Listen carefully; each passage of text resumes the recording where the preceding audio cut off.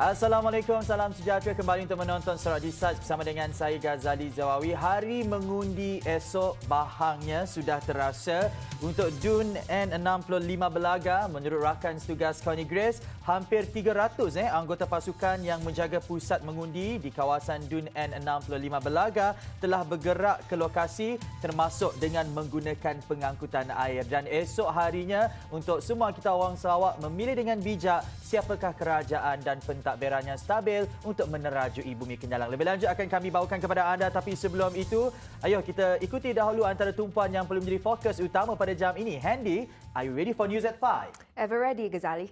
Over to you, Handy. Right, you're now with me, Handy Gui, and welcome to 5 p.m. English News on TVS. Let's dive into the topics for today.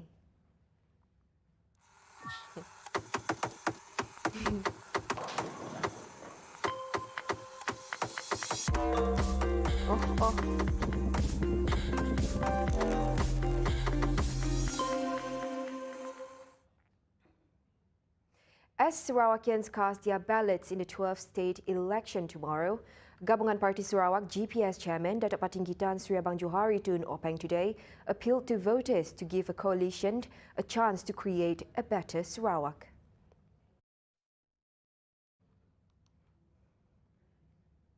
A total of 1,866 polling centres with 3,555 streams will be established on election day. To facilitate the voting process, Election Commission or EC Secretary Datuk Ikmaruddin Ishak said over 46,000 officers will be deployed. Cumulatively, a total of 1.2 million voters will cast their ballots tomorrow, and they are reminded to be present at the allocated time stated on their My SPR SARAWAK application. Through his press statement today, EC officers will be stationed at the polling centres to ensure the SOPs are adhered at all times. In the event where voters manifest any symptoms or did not pass the temperature screening, they would be allowed to vote in a special tent monitored by health officials. He also reminded employers to allow their workers who are registered voters to cast their ballot. Any employer who are caught preventing their workers to practice their voting rights can be apprehended under Section 25(3) of the Election Offences Act 1954, which carries a fine not exceeding 5,000 ringgit or 1 year jail time upon conviction. Now, voters are advised to go out to vote tomorrow, according to the time proposed by the Election Commission or EC, through the My SPR SARAWAK application, which states the time of the voting for each voter. On polling day, those who have their voting details can proceed to their respective channels. EC Secretary Dato' Indra Ikmaluddin Ishak in a statement said the information on the proposed voting time for each voter can be checked through the My SPR SARAWAK application. However, if the voter is unable to attend at the proposed voting time for certain reasons, the voter can still go out to vote according to the time from 7:30 a.m. to 5 p.m. or the time shown at each respective voting centre. Nevertheless, voters are advised not to vote at the 11th hour and to always comply with the laws, regulations and special guidelines in the prevention of COVID-19 during the voting day. A total of 1,213,769 voters out of 1,252,014 registered voters are eligible to vote on December 18. While a total of 20,360 people are early voters and 17,885 people have voted via post. As Sarawakians cast their ballots in the 12th state election tomorrow, Gabungan Parti Sarawak GPS Chairman Datuk Patinggitan Sri ABANG JOHARI Tun Openg today appealed to voters to give the coalition a chance to create a better Sarawak. Abang Jo, who is also Gedong candidate for the upcoming election, said that by giving GPS the winning mandate, the coalition comprising Parti Pesaka Bumiputra Bersatu (PBB), Parti Rakyat Sarawak (PRS), Sarawak United People's Party (SUPP), and Progressive Democratic Party (PDP) will continue efforts to ensure public security, political stability, and economic prosperity for Sarawak. Hanya GPS berupaya membawa kestabilan. GPS kesatuan parti terbesar mewakili suara rakyat Sarawak. GPS adalah suara yang kuat dan berani untuk mempertahankan hak rakyat Sarawak. Kerajaan GPS membawa pembangunan secara tersusun. GPS meraihkan kepelbagaian dalam kepimpinan. Kerajaan GPS komited untuk memberi ruang kepada orang muda. Kerajaan GPS komited kepada pentadbiran yang telus dan berintegriti tinggi. GPS menitik beratkan pembangunan luar bandar. GPS parti yang bertanggungjawab atas janjinya. GPS, he said, will also preserve the unity and harmony in Sarawak, where the multiracial and multi-religious communities are able to live together in peace and work for future generations. According to Abang Johari, Sarawak's future depends on a strong, stable and committed government to defend the rights of the people and the interests of Sarawak. And GPS is experienced, competent, respected and has high integrity with an excellent track record and will provide the best service to the people of Sarawak. Tomorrow is the day, a day so important to all Sarawakians, as Sarawakians will be casting their votes to elect our representatives for the next 5 years. Sarawak's caretaker government, Gabungan Parti Sarawak GPS, has been governing the state with an impressive track record, bringing major developments to every corner of Sarawak. Here are some reminders from GPS leaders urging Sarawakians to come out to vote and exercise their rights. Hanya GPS berupaya membawa kestabilan. GPS kesatuan parti terbesar mewakili suara rakyat Sarawak. GPS adalah suara yang kuat dan berani untuk mempertahankan hak rakyat Sarawak. Kerajaan GPS membawa pembangunan secara tersusun. GPS meraihkan kepelbagaian dalam kepimpinan. Kerajaan GPS komited untuk memberi ruang kepada orang muda.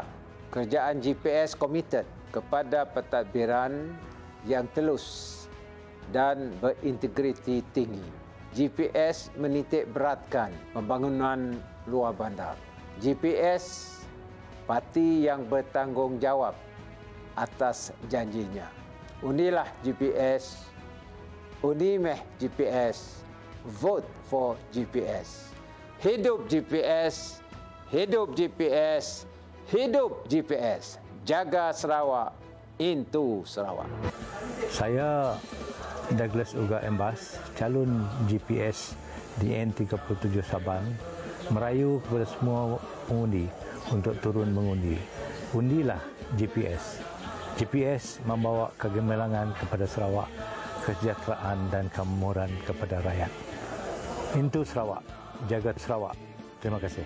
Saya Datuk Seri Hajah Fatimah Abdullah, calon GPS bagi DUN N56 Dalat. Sekarang ini berdiri di Dalat Waterfront.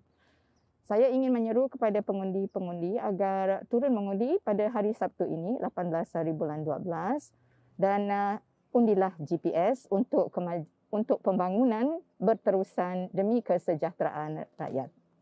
Jangan risau, agensi yang berkaitan akan memastikan bahawa pematuhan kepada SOP berlaku di pusat mengundi agar pengundi-pengundi dan juga petugas-petugas pada hari tersebut akan berada dalam keadaan selamat.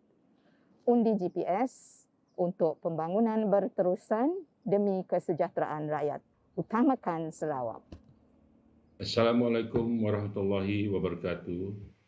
Salam sejahtera dan salam Sarawakku sayang.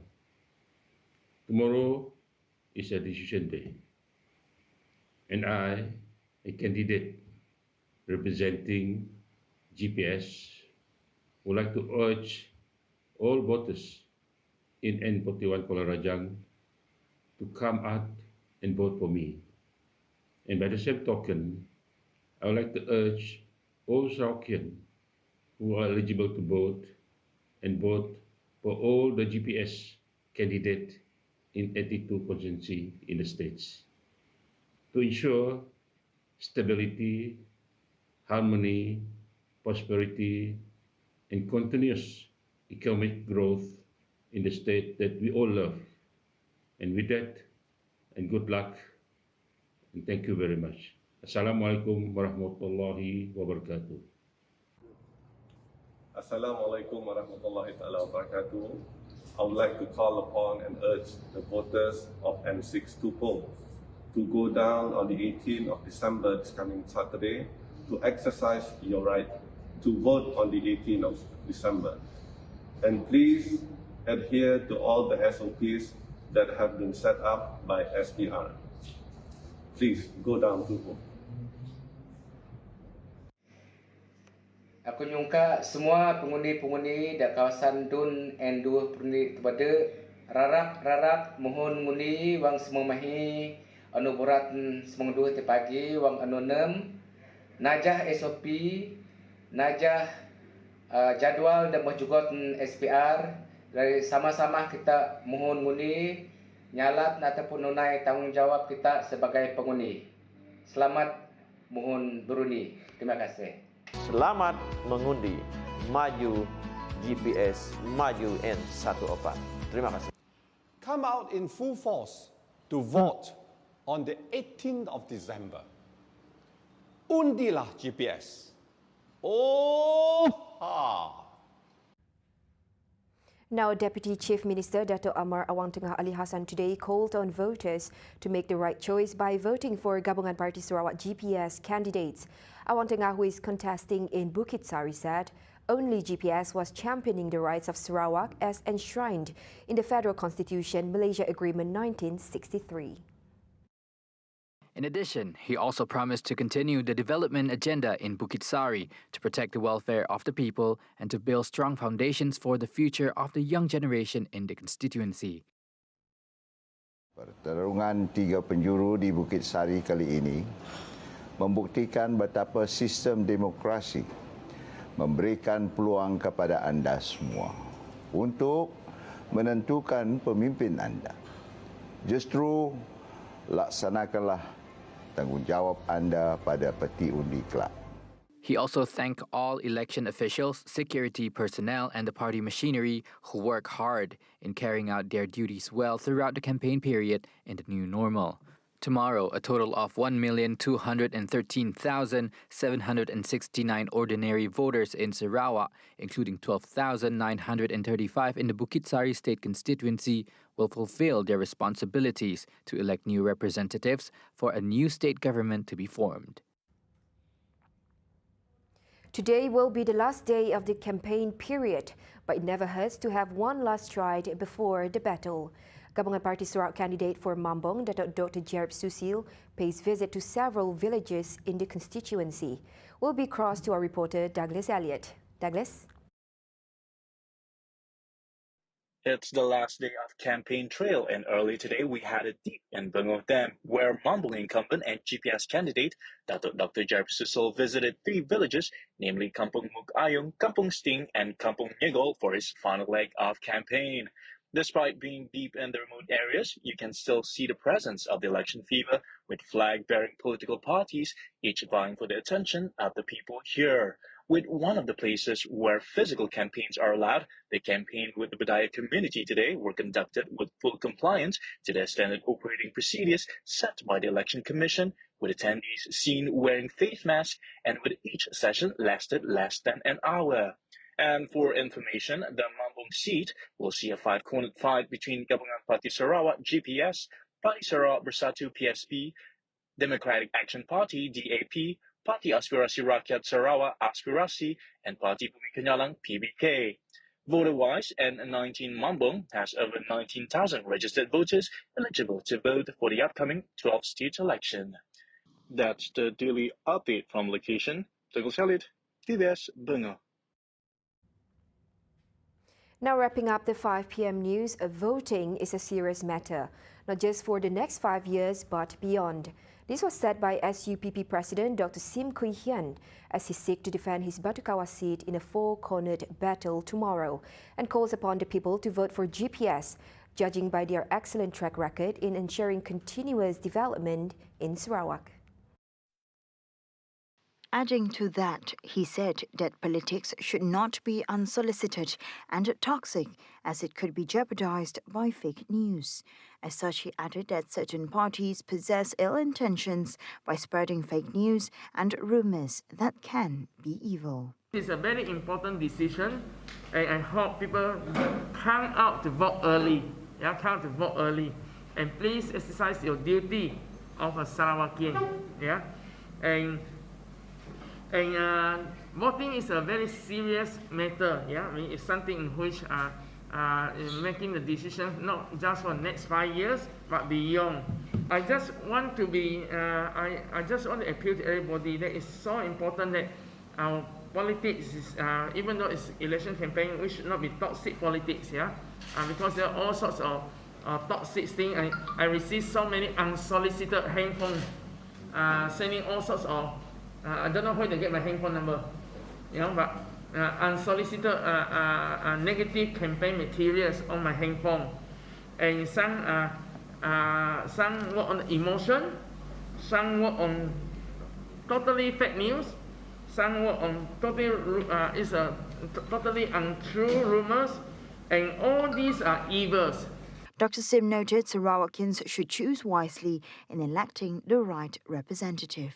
I just want the voters to be aware that this election don't fall the last 1 day, last 2 days, don't fall into those traps of people work on emotions, work on fake news, but judge us by our records, judge us by our characters, and judge us by what SCPP, what GPS trying to do. In addition, he said that since winning the seat in 2016, he had carried the spirit throughout the southern region. As such, he wants Batukawa to be an example, as the economy and living conditions in the area has now improved so as to allow Kuching to move forward as a whole. Adding to that, he said that this required a stable government to ensure proper economic recovery. That's why the manifesto is my manifesto. And this is how much commitment we are to all this. More importantly, this election is also we want Sarawakians to come together to show to the rest of Malaysia that we are Sarawak is the last frontier that we want to protect. We don't want to be every day to have polarizations, to have extremisms, and we want that West Malaysia. Urging all voters to exercise their rights to ensure that Sarawak has a stable and strong government. On the 18th of December, I appeal to everyone who are registered voters, to all our voters, please exercise your duty, please come out to vote, and please vote for in Kuching Southern area, please vote for our GPS candidates, and also for the whole Sarawak, please vote for 82 GPS candidates, because we need a strong Sarawak GPS government. And that concludes the 5 p.m. English news for today. Once again, I'm Henny Gui. Stay safe and have a pleasant day. Back to you, Ghazali. Terima kasih Handy untuk News at 5. Kepada anda, jangan ke mana-mana, terus setia hanya dalam Sarawak Decides.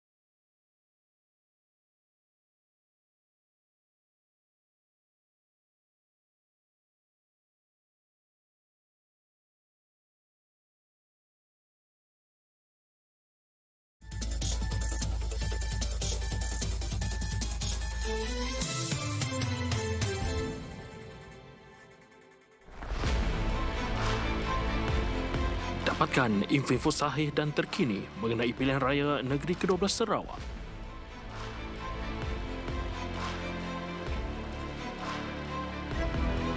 Analisis yang komprehensif, padat dan lengkap hanya di www.sarawakdecides.tvsTVMY dan juga boleh ditonton di saluran 122 di Astro dan MyTV.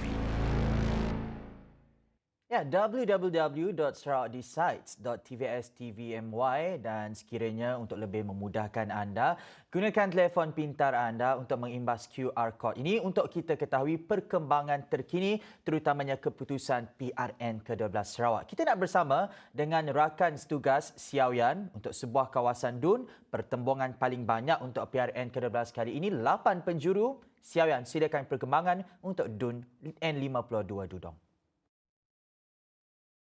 Pusat Komuniti Digital DCC ditubuhkan sebagai satu usaha mewujudkan penggunaan digital secara inklusif khususnya dalam kalangan masyarakat luar bandar dengan menyediakan platform teknologi, maklumat dan komunikasi ICT serta sokongan daripada segi infrastruktur digital dan perkhidmatan. InsyaAllah dengan pengetahuan baharu saya berkaitan dengan CCC selama 18 tahun saya hidup, saya baru tahu juga dengan program sedemikian.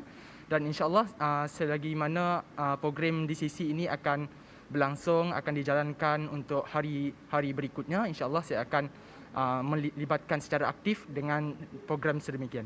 Alhamdulillah berkaitan dengan program pada hari ini, memberi serba sedikit ilmu berkaitan dengan digital, berkaitan dengan apa yang kita gunakan secara visual pada zaman sekarang disebabkan dengan endemik sekarang kan. Berkaitan dengan ilmu digital tersebut, kita fokuskan kepada internet, rangkaian internet. Sekarang saya melanjutkan pelajaran di tingkatan 6. Untuk makluman juga seperti mana sedia maklum, tingkatan 6 ni lebih banyak membuat kajian. Kita akses maklumat untuk kita mendapatkan info-info penting berkaitan dengan isu-isu semasa untuk subjek pengajian am. Jadi dengan adanya teknologi sedemikian, kita boleh aplikasikan, kita boleh gunakan medium tersebut untuk kita gunakan dalam pembelajaran. DCC ni dia ramai orang yang masih tidak tahu sebab ada banyak kemudahan untuk pelajar terutamanya lah. Sebab kemudahan ICT ni bagi pelajar-pelajar yang kawasan rural atau pedalaman tu, mereka tidak ada kemudahan untuk akses sumber pembelajaran lah. So satu daripada alternatif yang baik saya nampak di DCC ni, dia sediakan kemudahan-kemudahan itulah untuk pelajar mendapatkan maklumat secara digital. So DCC ni adalah satu tempat yang menarik lah ataupun baik untuk dikunjungi oleh pelajar untuk mendapat maklumat. Biasanya mereka gunakan kemudahan internet untuk membuat kerja-kerja khusus dan juga membina bahan-bahan multimedia lah. Sebab di sini ada tenaga pengajar, staf-staf DCC yang boleh membuat tunjuk ajar macam mana nak guna PowerPoint dan sebagainya lah. Yang ini saya nampak satu benda yang baik sebab bagi pelajar-pelajar yang terutamanya yang tinggal di pedalaman, yang di rumahnya tak dapat akses internet, inilah tempat yang baik untuk mereka. Program di DCC ataupun singkatannya Digital Community Center merupakan satu inisiatif lah daripada Kerajaan Negeri Sarawak lah, untuk memberi masyarakat setempat untuk mendapatkan jaringan internet dan digital yang luas lah. Jadi tidak kira di luar bandar ataupun di bandar, jadinya adalah sama sajalah. Dan juga Kerajaan Negeri Sarawak juga berhasrat untuk memperkukuhkanlah kemahiran-kemahiran digital yang ada dalam kalangan masyarakat lah, so that kita akan selaras dengan negara-negara lain juga lah untuk kita punya digital yang dunia semakin maju ini mendapat sambutan. Dan kita telah jalankan program-program untuk aplikasi digital, let's say macam aplikasi Canva, PowerPoint, and then kita juga ada buat program-program yang melibatkan penggunaan aplikasi lain seperti Microsoft lah yang kita gunakan. It's a very good start for our community, especially the rural area. because this is in line with our CM's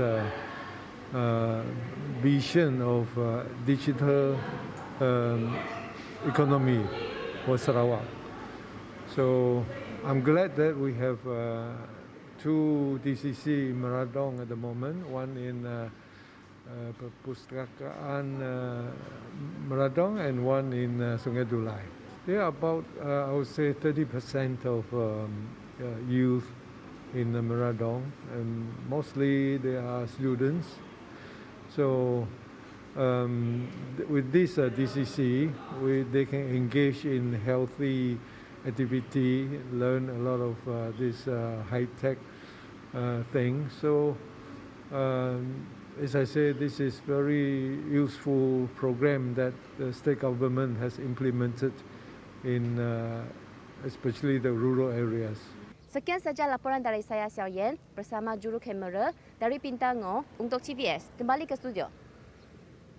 Baik, terima kasih Xiao Yan, dan kalau kita lihat untuk DUN N52 Dudong, pertembungan 8 penjuru berlaku di sana. Mewakili PSB, Wong Hee Ping, mewakili PBK, Jen Lau Sing Yi, Bebas, Kardok, PBDSB, Julius Encana, Paul Ling Fong mewakili DAP, aspirasi diwakili oleh Josephine Lau. Calon bebas yang kedua bertanding di sana adalah Enggar Anak Uncat dan mewakili gabungan Parti Sarawak GPS Datuk Seri Tiong King Sing. Jangan lupa esok penonton, semua kita 1.2 juta pengundi berdaftar menunaikan tanggungjawab kita untuk membuang undi di sebanyak 1,866 pusat pengundi melibatkan 3,555 saluran yang akan dibuka esok. Jangan lupa untuk edisi Sarawak Decides jam 5 petang ini berakhir di sini. Kita jumpa seterusnya untuk edisi 6 petang. Sarawak Decides, Sarawakku sayang, jaga Sarawak into Sarawak.